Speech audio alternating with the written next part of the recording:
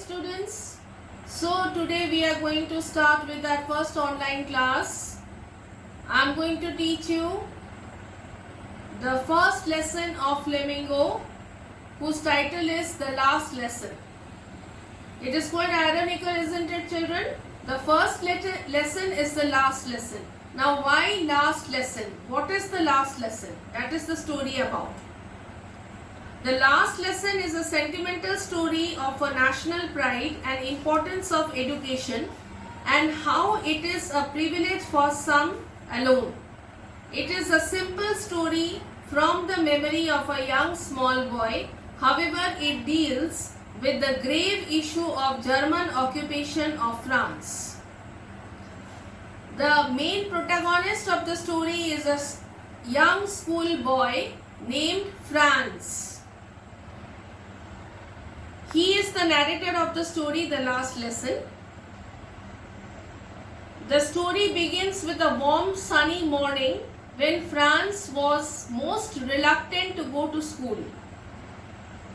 He was reluctant to go to school because he was not prepared with his lesson of French participles. He attended a village school in which there used to be a lot of students of different age groups, and there was one teacher named M. Hamel who taught French. Now it so happened that during that time France was at war with Prussia and Germany was a part of Prussia. Under the guidance of Otto von Bismarck, Prussia defeated two districts of France, Alsace and Lorraine. And there was an official notice from Berlin that from the next day, the French people will have to unlearn French and German language will become their official language. Little Franz was unaware of this. On his way to school, he found quite a number of people gathered in front of the notice board. Now that was a notice board which brought lot of information regarding the war, either bad or good. So he did not pay much heed to it and he went on. He spent some time seeing the Prussian soldiers marching in the field. It looked at the blue sky, the birds flying in the sky, and he took his own time to reach the school. But surprisingly, when he reached the school, he saw through the window that very unlikely the classroom was exceptionally quiet. On the usual days, this classroom used to be highly chaotic with the students chanting their lessons, opening and closing the desk, the rapping of the ruler of the teacher. And Franz, since he was unprepared with his lesson, he was banking on that kind of a chaos. He was counting on such kind of a chaos that he would take the opportunity of such a chaotic situation and stealthily enter the classroom and sit at the back bench without M. Hamel noticing him, so that he will not be caught in the class. But to his surprise, he opened the door with a shy face, but M. Hamel did not scold him. The classroom was very quiet, everybody looked up to him, and M. Hamel rather told that they were about to start the lesson. In fact, they were waiting for little Franz to come in. After settling down, he found that M. Hamel was dressed up very differently. He wore a green velvet coat and a frilled shirt and black silk cap, which he usually wore on the occasional days, on very special days.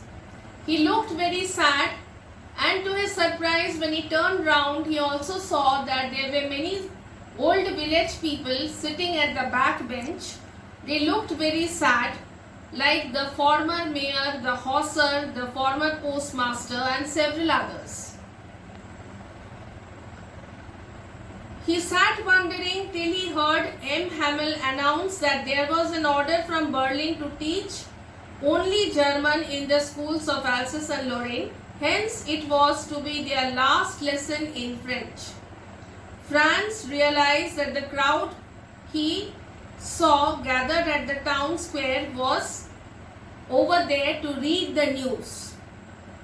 Franz barely knew any French and he realized that he would not have to learn it anymore, but strangely he started feeling sorry for not learning French for so many days.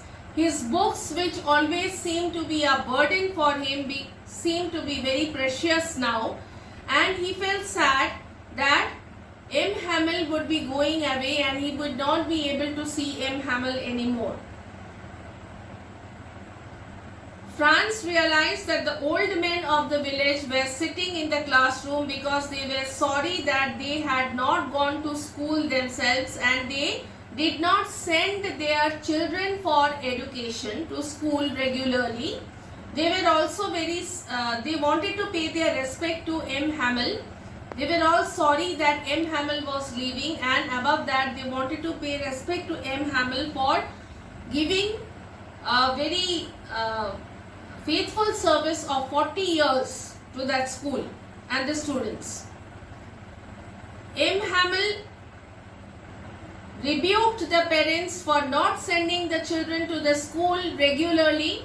He also blamed himself, held himself responsible for not able to impart the lessons properly, for sending the children to water the plants and flowers at time, closing the school when he wanted to go for fishing.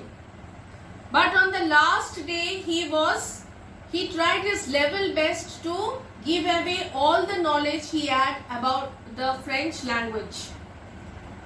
They were given the copies on which it was written France, Alsace, and everybody was so engrossed in writing.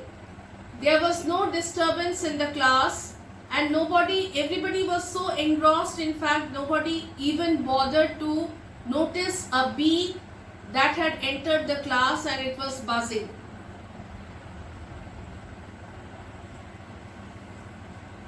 M. Hamel ridiculed the villagers, saying that the Germans would mock at them, would laugh at them, that what kind of Frenchmen are you who do not know their own language, their mother tongue. He said that French is a very special language. It is a beautiful language. It was the clearest and most logical, and it should be guarded. And language of a country is always a key to the prison. Over here I would like to explain, children, that when you do not know the language of your nation, you don't have an identity.